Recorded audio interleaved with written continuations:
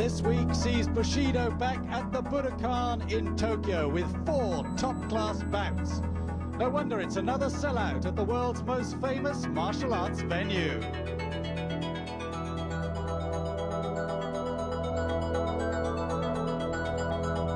Tonight's main event, a clash between 2 of the top youngsters. Kiyoshi Tamura takes on Masahito Kakihara. It's Kazuo Yamazaki against Yoji Anjo. Yuko Miyato faces Hiromitsu Kanehara. And first up, Tatsuo Nakano against Yoshihiro Takayama. 本日の第2試合、30分一本勝負を行います。青コーナー240パウンド、高山義弘。Yoshihiro Takayama from Japan, 27 years of age, 6 foot 5 inches tall. His reward for finishing 3rd in the junior tournament is a clash against a man who never knows when to give in. But with 4 straight wins, Takayama's on a high, and he seems to be getting better and better. 赤コーナー215パウンド、中野達郎。Tatsuo Nakano from Ibaraki is looking to get back to winning ways tonight.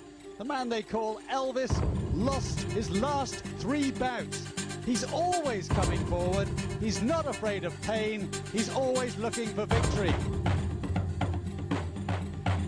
Your commentators at ringside are Jeff Thompson and technical expert Ted Pell.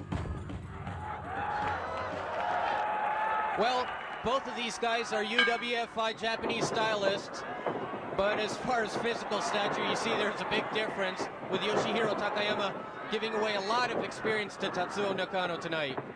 Nakano's certainly one of my favorites, and certainly a favorite with this crowd in his distinctive lightning tights. Nice wrestling takedown. Nice reversal. Ooh! But Nakano looks all right. He's up. He looks very confident. But so does Yoshihiro Takayama. And those kicks look like they have a lot of speed and power in them. Those low kicks and knees. Takayama's kicking ability seems to have improved, but Nakano just looks so calm, and he looks so much in control of this match. Sorry to laugh, but this guy's durability, pain threshold, hey, forget it. It's just limitless. He's not intimidated one bit by Takayama, who is a very intimidating individual when you have to be with him in the ring one-on-one. But Nakano's been in there with the best, and he's taken it from the best. And take it he does.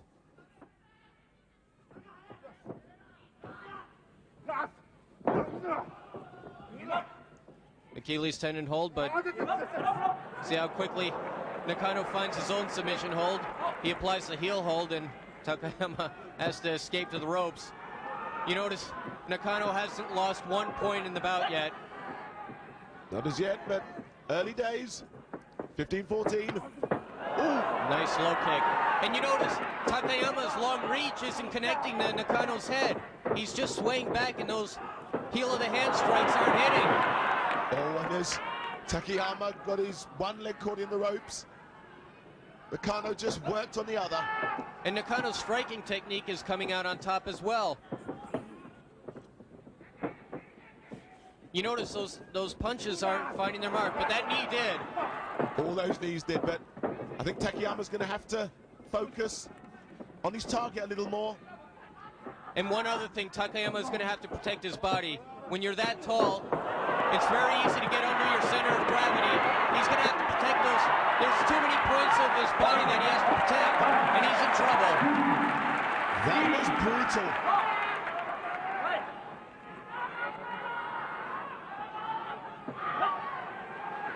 Look at that. Takayama certainly finding it hard in that transition from the junior league into the big time. And he just looks like he's trying to set up a soup. Ooh! Nice uppercut.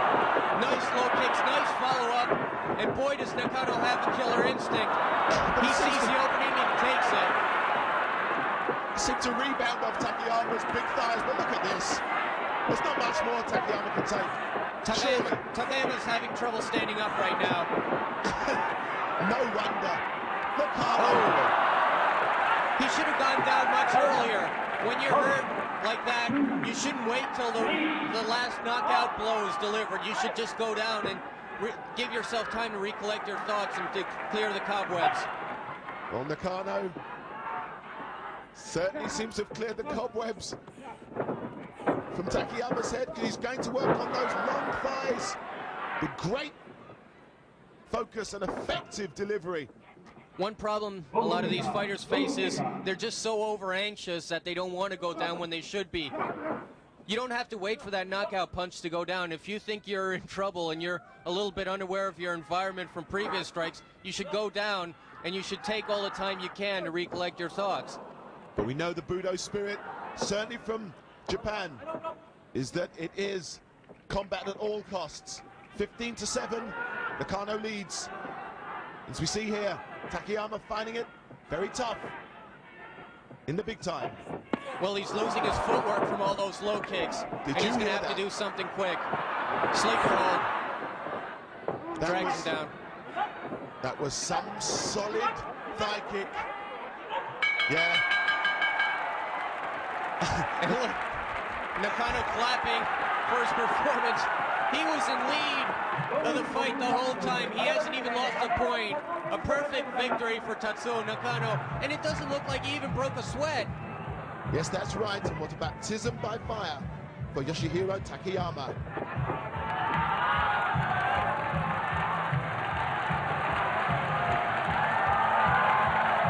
In the second contest of the night, it'll be Yuko Miyato against Hiromitsu Kanehara. 赤コーナー205パウンド金原博光 Hiromitsu Kanehara, the 20-year-old, bitterly disappointed following a narrow defeat against Gene Leidick in the junior finals, so he's going to be looking to get back to winning ways against Miyato tonight. The youngster they call the Golden Boy needs to polish up his image. 赤コーナー205パウンド宮戸優子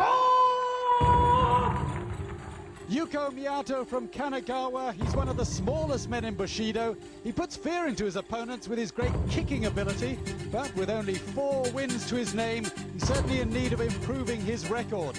It's a vital bout for both contestants because it's youth against experience.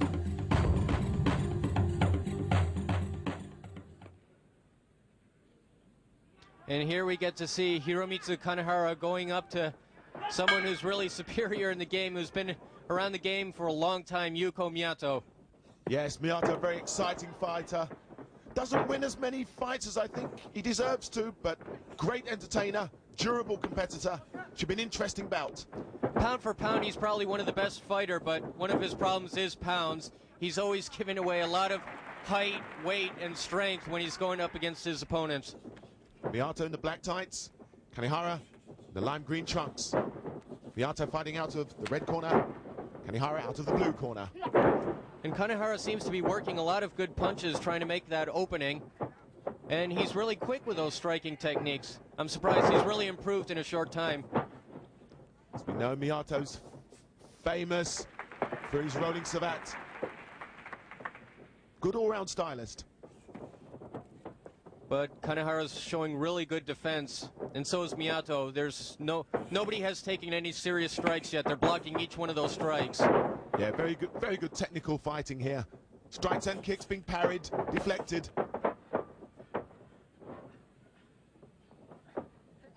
And they're both relatively light guys, so you notice that they tend to go more to the striking than a lot of the other heavier guys who want to bring the fight down to the mat. They show their durability on the canvas floor. It's Miyato who seems to be on top. And Miyato's so calm. He doesn't panic when he's on top trying to force a submission. He's just looking for that opening. And he obviously didn't find it. And once again, they're in the standing position. And he works those all-important low kicks, which changes the sport so much. Yeah, not only do you have to worry about your upper body, you have to protect all parts of your body.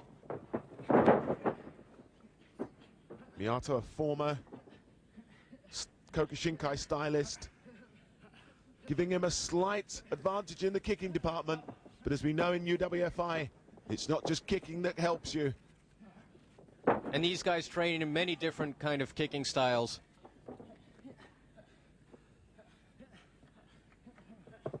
Both fighters grunting, exerting, as they look for their leverage, an opportunity to take the upper hand. Miyato looks like he's trying to shoot for the double wrist lock. If he can't get that, there's a good opening for a clock head scissor hold. But he goes for the double wrist lock, and Kanehara's in trouble. Boy, was he quick to escape into the ropes. I was about to say, that was fast. Made it to the ropes. As we see here, look at that. Which is very good, which means that Kanehara's really learning the dimensions of the ring. He knows where to escape and how to escape to it, which is an important strategy in the game. Nice takedown, though. Yeah, Miyato showing good technique there. Both good stylists. And he's going for that reinforced crossface. He's going for that face lock, a very painful hold. But you see Kanehara reverses it, and he's going for a chicken wing face lock. Oh, this could be dangerous. Body scissors right in the middle of the ring. He's doing the right thing. Only 1 point in it. Miyato leading 15 to 14. This could be it if he extends the arm. Once he hits that point, he's going to hyperextend the joint, and that'll be all over. But Miyato's quick to reversing that. Yeah, too experienced. Ooh. 14 each as Miyato makes it to the ropes. Very impressive display of submission holds by Kanehara. Both fighters giving a very good account of themselves in the early part of this bout. What a good front neck takedown there. That was a nice sweep. And you see, as soon as he gets a good hold on, he really chases after his opponent. And that's what I like about Miyato. As soon as he gets knocked down, he went for the Achilles tendon hold. Then he changed into a heel lock when he felt that Kanehara was escaping. That was a nice demonstration of karate technique with the sweep or judo technique, followed up by wrestling ability and a nice spinning savant. And I like Miyato when he does the rolling savant. He really set him up for that. He really set him up. He made the opening, and Kanehara showed him the opening, and he took it. 14 to 9. Miyato leads. Beginning to dish it out now. Kanehara in trouble. Slam, cross lock on the arm. Kanehara can't find the ropes. Yes, he does. And I'm impressed on how Kanehara escapes those ropes. He's really aware of the dimensions of this ring. Now, before, if he was caught in a lock like that, he'd usually have to give up. As you say, you learn quickly in this environment. Well, you don't want to make too many mistakes. And he's working some knees, trying to take him over. And as soon as he makes Miyato impact, he should be shooting for a submission hold, which he is doing. Pretty good job. He could have been a little bit quicker. Miyato had enough time to lift his right leg to defend against the pressure, and he manages to escape to the rope. 13-8. Miyato leads. Kanehara needs to try and establish himself. Good punch to the head. And he's going for the arm and headlock. Kanehara's in trouble. But he reverses it. Shoulder lock armbar by Miyato. Once again, Kanehara rolls out of that. Good defense by Kanehara. But he can't be just on the defensive end. He's going to have to do some offensive tactics if he wants to take this. But that's it. Well, it was almost, in many respects, a lame submission, but you never know when you're caught in the intensity of the holds, as you see here. Not pretty, but very effective. As you see, he gets it looks like a headlock. And here's your winner, Yuko Miyato. Another fine match coming up. Kazuo Yamazaki against Yoji Anjo. 本日の第5試合45分一本勝負を行います。青コーナー220パウンド安城洋二 Yoji Anjo from Saitama. He's one of the regulars with the UWFi. He's an all-round threat, most feared for his powerful kicks and knee strikes. He comes into tonight's match, though, following a surprise defeat by Billy Scott. Even worse news, he's never beaten Yamazaki. 赤コーナー225パウンド山崎和夫 Kazuo Yamazaki from Tokyo, the local man. He's 31, he's a veteran, but 13 victories in 18 fights. That makes him very much a firm favorite with the crowd. Generally ranked number 2 in Japan, he comes into tonight's bout with 4 straight wins. He must be the hot favorite.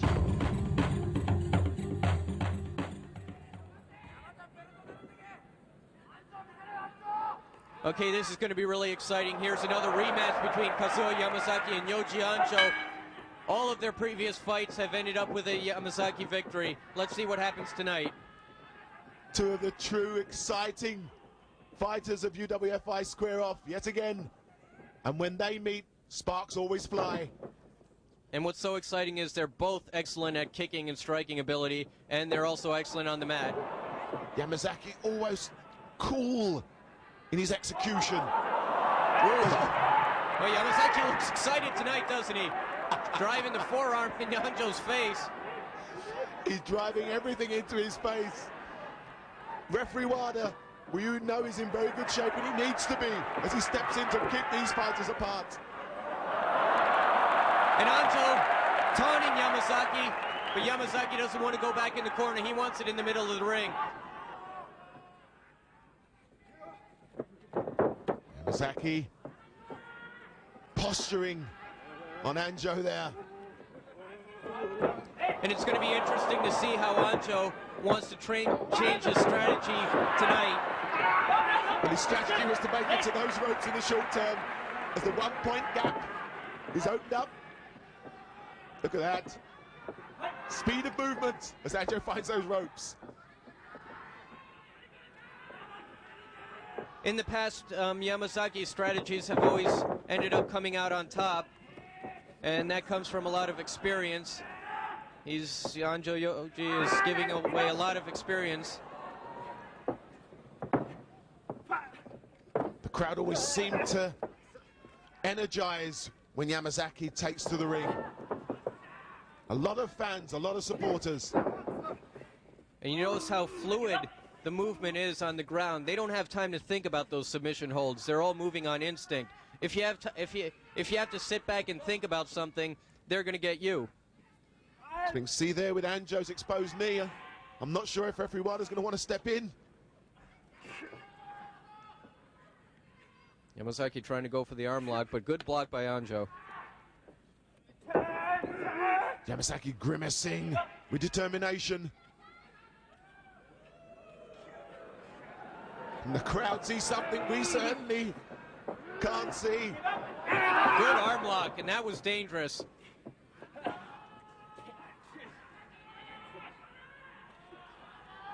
Yamazaki holding his eye or his head. I'm not sure if it's in pain or in one of the exchanges on the ground. Referee Wada seems to think he's okay, so. And you notice that was a good technique by Anjo. He hit him from the back with a knee, and while he's trying to stun his opponent so he can make that opening, so he'll give him his arm, but Yamazaki still keeps on the grip. Yeah, both these fighters gripped into this bout in a big way. You see a shoot sign by Wada as Yoji Anjo is trying to go for that cross lock on the arm. Almost a lull of silence in this ring, broken by encouragement from one of the crowd. We see Bui Chowaikun at ringside looking at on this match. Whether he's in the ring or out of the ring, there's always that intense concentration. Back to these two, intertwined and interlocked in an exciting bout. And it looks like he's going for a triangle hold now. And he's not letting go.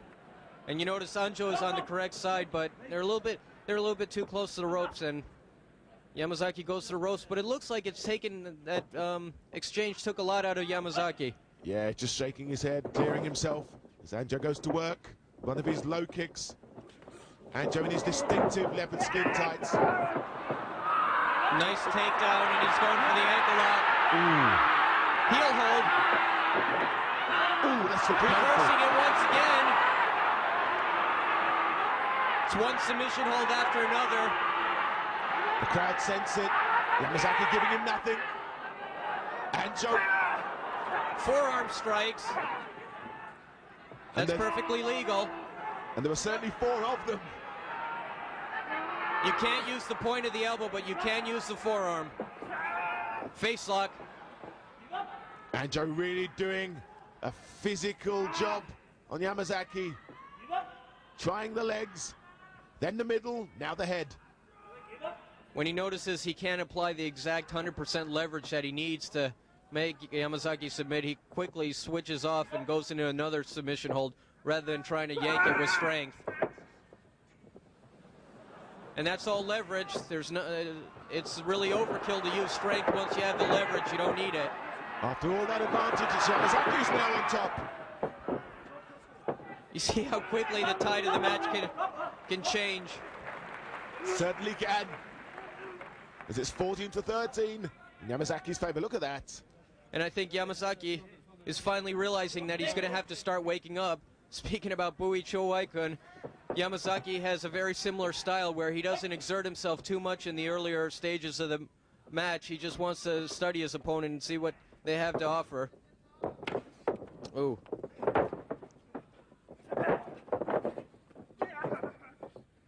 Going for the cross lock on the knee, but Yamazaki's up and he's going to try to go for a heel hold. Anjo's going to try and stop him. Look at that grimace of determination. Ooh. Ooh. I'm not sure if that was a strike or a slap. Well, it was a slap, but what he was trying to do was just trying to make him let go. And like we always say before, you have to look for that opening, and that strike is really important. It's a good tactic because it shocks your opponent, and for a split second he's unaware of his senses, so that's when you go for the submission hold. Obviously, both of these guys have been around in the game so long that they're not totally successful to the point where they could end the match. Well, the double shoot sign in the end favoring Yamazaki. 14-12, 2-point lead.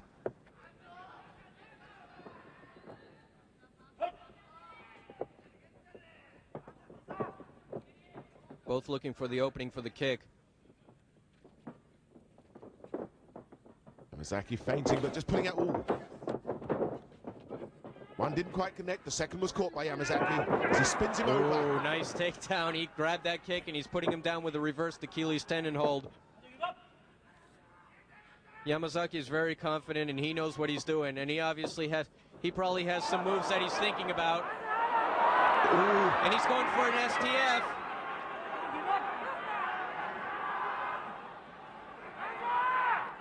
Oh, but Anjo seeming to want to get hold of Yamazaki's arm and try and gain some sort of advantage. You don't want to lose too many points going to the rope. It's always better to counter a move and get your own submission working. I don't think Anjo cares too much. He wants to get to the ropes. Looked as if he was trying to go for the chicken wing face lock, but a little bit too close to the ropes. 14-11, Yamazaki leads. Anjo struggles back onto his feet, showing signs of fatigue. And it's not only fatigue, there's a lot of pain involved in that too. He took quite a lot of good shots earlier, especially submissions. And those aren't going to help either. Yes, Yamazaki's sensing Anjo's in pain and in trouble. Yamazaki with a good cross lock on the knee, but Anjo's pretty good at defending, but as soon as he tries to defend, he takes the other leg, hooks it around, and Anjo's really in bad trouble. Yeah. This could be it. Yeah, he's in trouble. The ropes are too far. Yes, those are desperate forearm strikes. And Yamazaki not even acknowledging them. Amazing. Yamazaki countered Anjo's counter, but now, out of a sign of desperation, Anjo's just punching to the body, to the ribs. Amazing. Frenzied onslaught of forearm smashes there to Yamazaki. Look at this.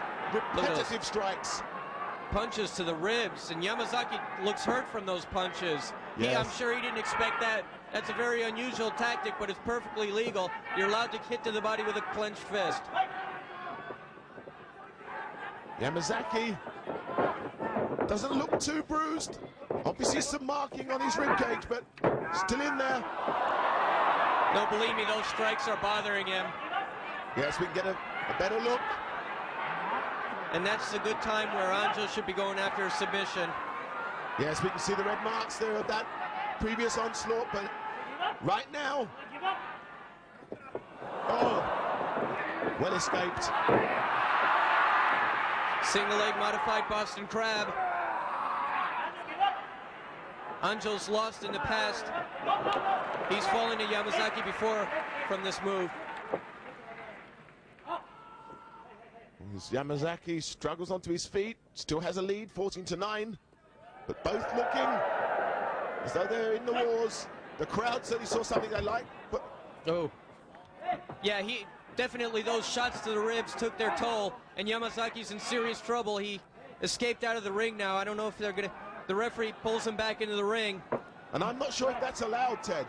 No, it definitely isn't allowed, and... I mean, when Burbeck did it, he lost. What about Yamazaki? They're taking off a point from Yamazaki. He's seriously hurt, and now he's taking it down. Well, he gets a count, and there's only 1 point in it. This match has swung dramatically, with Yamazaki leaving the ring and having to be brought back in, taking a count, but he's back on his feet. I don't know if he's going to make a recovery from that. He looks pretty badly hurt. Yeah, and Anjo knows it. He's working on that midsection. I don't think Yamazaki will take much more of this. I don't know. The referee has to be on top of this, but he's looking for the suplex, but... Anjo squatting and making sure he doesn't get that vital leverage he needs. Going for the sleeper now. The referee has to be on top of this. He has to know when to stop the bout before somebody gets hurt. Referee Wada, very technically skilled, keeps in shape, trains with the fighters. He knows exactly when those fighters have had enough. But 10 points to 8, Yamazaki leads. But certainly, Anjo Yoshi is not having an easy time himself tonight. No, both fighters are feeling this. Look at the pain on the faces. And Yamazaki is taking some more hits to the midsection. He doesn't need any more of those. Ooh. You notice that? Anjo caught one of Yamazaki's kicks, and he tried to reverse it with another kick, but Anjo saw that coming, and he took him down quickly. Good strategy. Beginning to see the left side of him. Right in those ribs that are hurting him. He possibly could have some broken ribs right now. Anjo's right now trying to set up for a double wrist lock. Well, if he has, he's showing great fortitude, great spirit. His crowd always have something to say when Yamazaki takes to the ring. There's a lot more than fatigue at play here. Yamazaki's hurt as well as tired, and Anjo has taken a lot of hits, and he's hurt as well as tired at this point. Yes, one would have to agree, as we're still seeing a 1 point lead in favor of Yamazaki, holding his ribs as he gets back onto his feet, rather sheepishly. But one would feel that if Anjo was in better shape, he may have finished this sooner. And I think that's exactly what Yamazaki wants to do. I think he wants to finish it earlier. Heel hold, that's it! And just when you thought it was going to be the ribs that gave him out, it was the heel. Look at this. Look at the beautiful takedown by Anjo. He puts him right into the middle of the ring. At this point, Yamazaki's ribs are bothering so much that but he didn't defend well enough against the ankle lock. Anjo grabbed the heel hold, and that's all it took. Great bout, and the winner, Yoji Anjo. Yamazaki receiving treatment. Great performance. More than the heel hold, I think it's the shots to the rib that he should be worrying about right now. Quite an upset preceding the main event. Kiyoshi Tamura against Masahito Kakihara. これよりメインイベントスペシャルマッチを行います。青コーナーより柿原正人選手の入場です。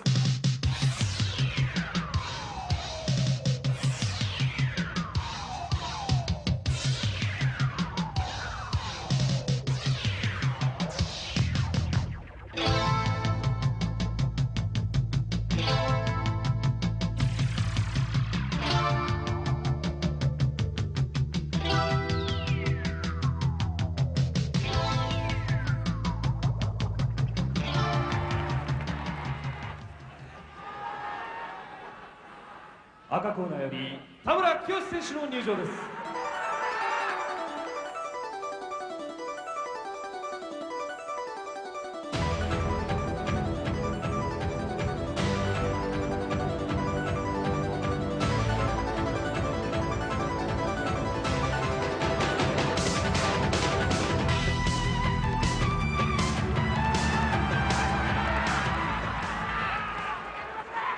本日のメインイベント、スペシャルマッチ60分一本勝負を行います。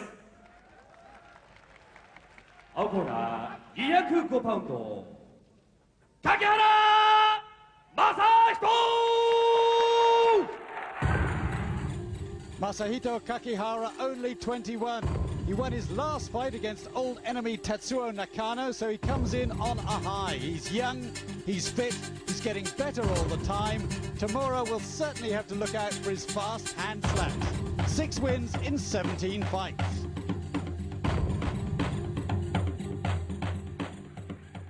Agakuna 205パウンド、田村清。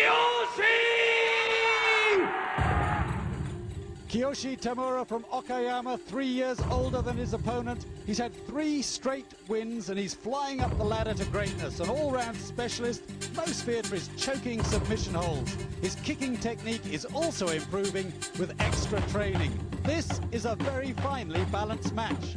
14 wins in 19 fights.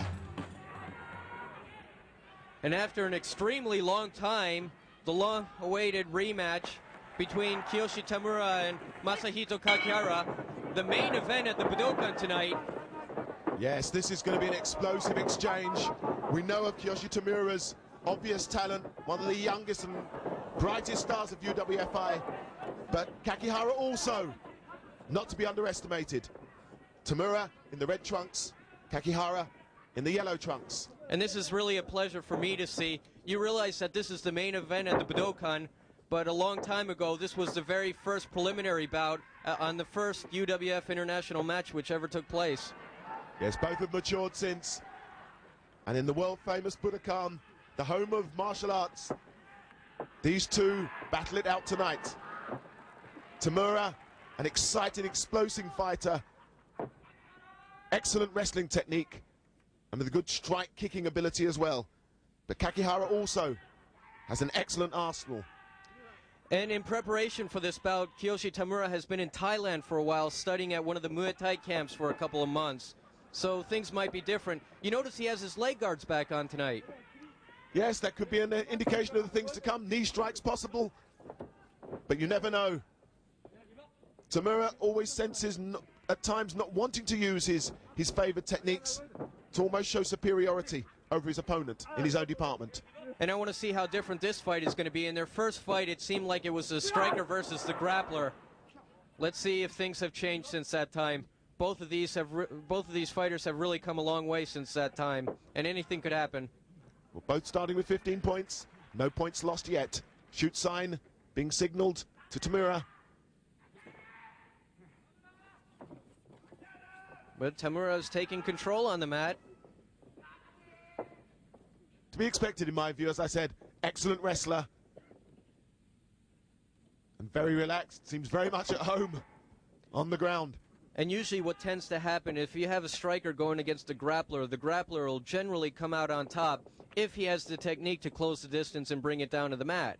Once you take a striker down to the mat, then he's going to be in real trouble. He doesn't know what to do. But Kakihara is certainly no stranger when it comes to ground wrestling. He's been with the UWF gym for years training in submission wrestling too. It's just, if I had to make a bet on who was had the advantage as far as mat work, I'd have to go with Tamura. Yes, I mean, Tamura, look at him there. It's almost a confident arrogance about the way he goes about his work. And this training in Thailand may prove to pay off tonight. Feverish activity as both look to gain an advantage. Look at the pressure on that ankle lock. But now they're up again, and here's Kakihara's chance. If he can throw all those devastating combinations of strikes, he might make an opening. It's Kakihara who's 1 point down. First opening salvo of kicks and strikes. Yes, good combinations. Tamura's arms up in the traditional Muay way.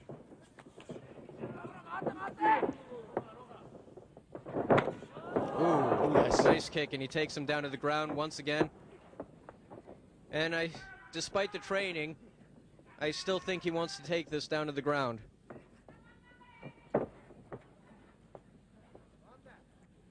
Going for that arm lock on Kakihara. Tamura's facial expressions sometimes defy belief. It's almost as though he's playing out there. Yeah, he's trying to go for a submission, but they roll in the ropes. Tamura leads into a 2-point lead, 15-13. You see there, turning over Kakihara. Looking for that all-important submission, which could put the end of the bout.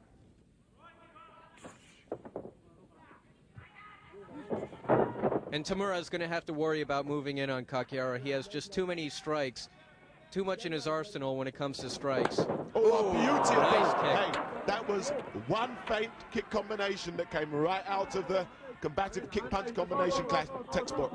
And I'm sure Kakihara didn't expect that one. Boy, he's picked up a lot of skills in Thailand. Just about to say, he's definitely been doing some serious work out in those gyms. And when you combine that with wrestling technique, that really makes for the deadly fighter. Like we've said time after time, the person who has the most techniques will obviously have the most advantages and the most opportunities for openings in the sport. And you usually have to stick with what you're good at. And if you're good at it all, you'll obviously have more chances. I think that's very, very true. Fights is only limited by sticking to a certain approach. And it's the great champions have always been durable and adaptable by always finding techniques that can enhance both reputation and their ability to win. But Kakihara is certainly holding his own on the mat. He's not exactly trying to escape to the ropes right away and bring the fight back up on their feet. He's taking him on in wrestling, and he's doing pretty well. I think that's what's so appealing about the way UWFi has got their camp together. And as we see with two bright new stars. Both fighters here as they attempt to ascend up the ladder to hopefully one day taking on Takada for that #1 spot. Well, these guys are certainly the stars of the future. It looks as though there'll only be one star here tonight. This certainly won't be ending up as a draw.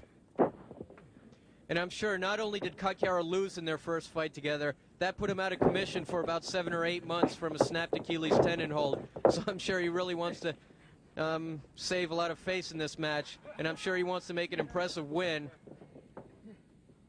To herald a nice psychological blow and return the compliment to Kiyoshi Tamura.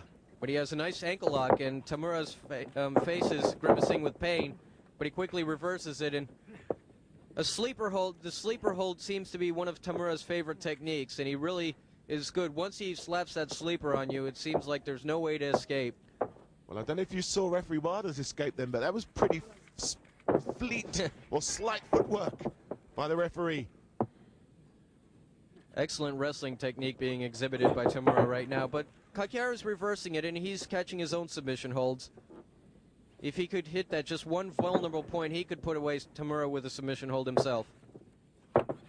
This crowd, as always, intense concentration and appreciation of the ability and technique of these two fighters, and always prepared to turn the volume up in their enthusiasm as the action hots up. And you notice Tamura's really keeping him down on the ground with the body scissors, but Kakihara's reversing the body scissors. And there's leverage too. He's pushing down with the elbow, but he's pulling up with the hand. It's push-pull leverage. Yes, pull leverage. Sees Tamura making a frenzied attempt to make to the ropes, and he does it. Finds the ropes and kicks Kakihara off. And he felt that, and that's not power, that's leverage. Yes, there's no muscle on those joints. You can't resist it. You've just got to go for the ropes. And he's in trouble. And that's the beauty of submission wrestling. You can beat a stronger man. Oh, he's getting a little bit too wild, and Kakihara tends to throw some wild shots. when he gets a little bit confident or when he's in a state of desperation, and he shouldn't be doing that, especially in this stage. I think he was upset then at the early exchange when Tamura kicked him off. A high crotch single leg dive takes him down. He has a possible opening for the neck or the arm right now.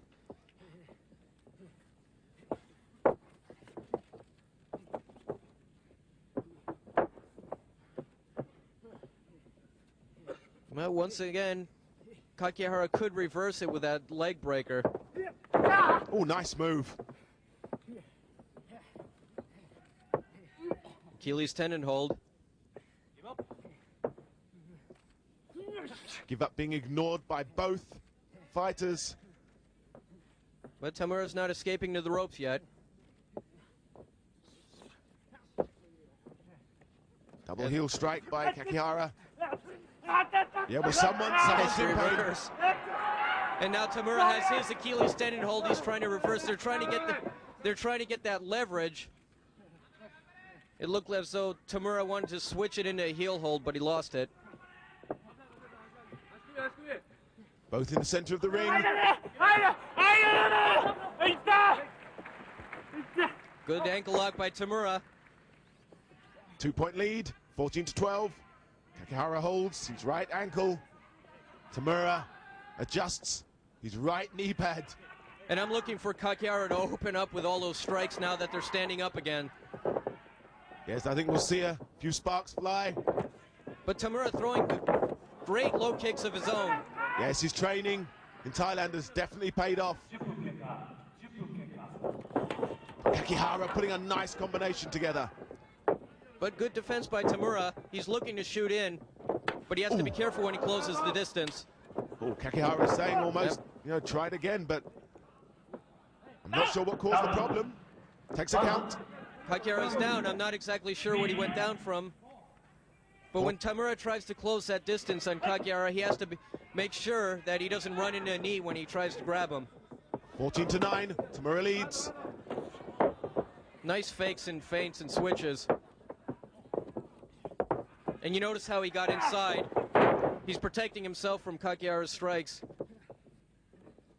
Yeah, not only good attacking, kicking and striking by Tamura, but good defense. And when he takes him down, he always tries to keep him in the middle of the ring, too. Yeah, good strategic fighting brain.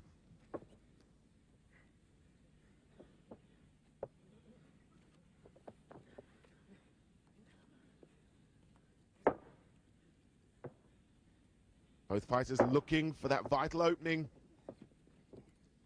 He could go for the crosslock on the arm right now. Yeah, he's going for the crosslock on the arm, but Kakihara sees it coming and he's trying to work one of his own.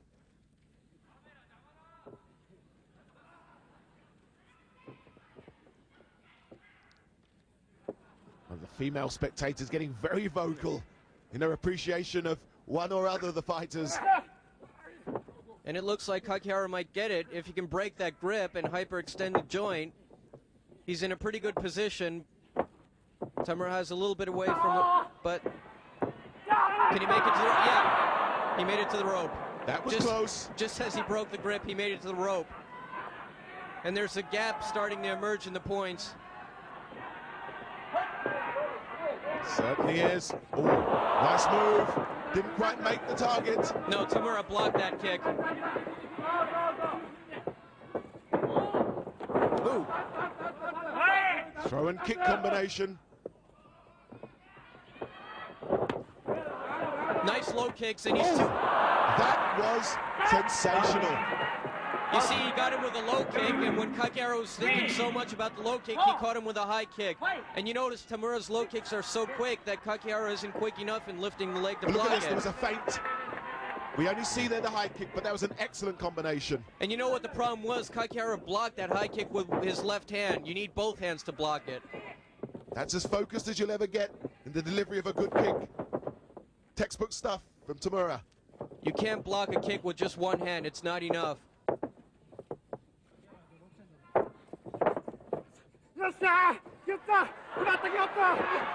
Good ankle lock. But you see, when Kakihara grabs his submissions, he's making Tamura escape to the ropes too. This could go either way. I'd have to say that the man who makes the first mistake is going to be in trouble. Yes, I think endurance is beginning to play a part in this bout as well. But Tamura looking the more determined. And boy, does Tamura's low kicks have a lot of speed and zip on them. Yes, a good takedown, double leg takedown there. And you notice when Kakihara finally wanted to block that low kick and picked up his knee, he went right under it and caught him in the left leg and swept him down. Widely used in judo. Most of the... Crosslock on the knee, that's it! Well. Look at this. Well, that was a real quick turnaround. Masahito Kakihara with a crosslock on the knee, beating Tamura at his own game. Well, I've not seen Tamura signal out that quickly. Kakihara the winner, but looking slightly distressed. Hard match. That was a picture-perfect submission right in the middle of the ring. There was no way he was going to escape to the ropes from that one. Both fighters being attended to, but there's only one winner. Well, he really avenged that loss. Certainly did. Arms aloft. We see British wrestling legend Billy Robinson in the ring congratulating Kakihara. He's Kakihara's trainer. As we know, UWFi have a strong link with British wrestling.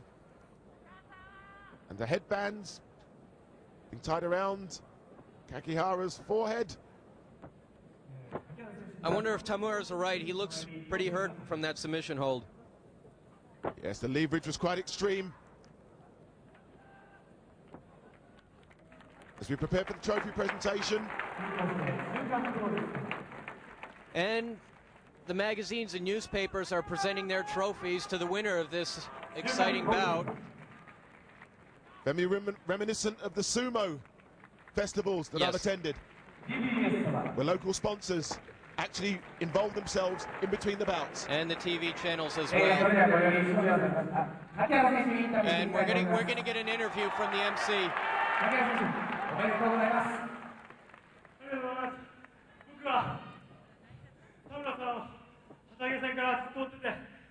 I've been always wanting to beat Tamura. It's taken me a very long time. And I can't tell you how happy I am with this victory. Tamura is much stronger than he was the last time.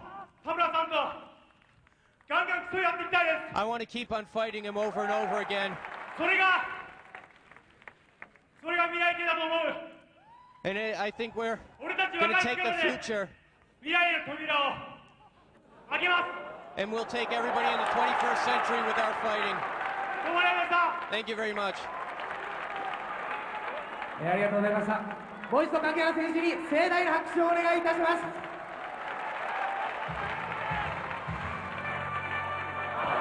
Kakihara's record improving at the expense of Tamura. And really, the fights don't come much better than that.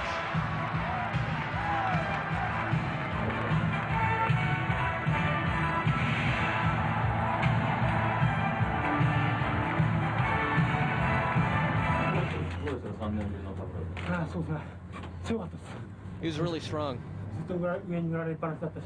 He was on top of me most of the time. And I was worrying about the crosslock on the arm. So I was defending myself a lot more than I wanted to. I wanted to be more on the offense and do a few more things.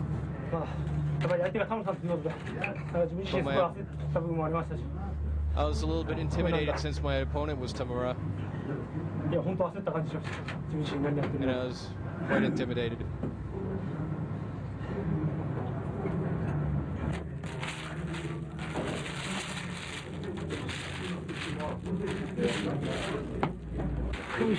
Did you underestimate him at certain points?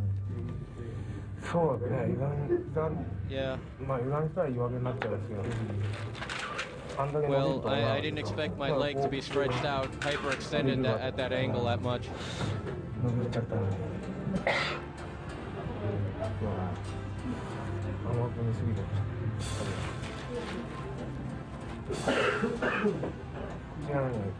I guess I'm in trouble.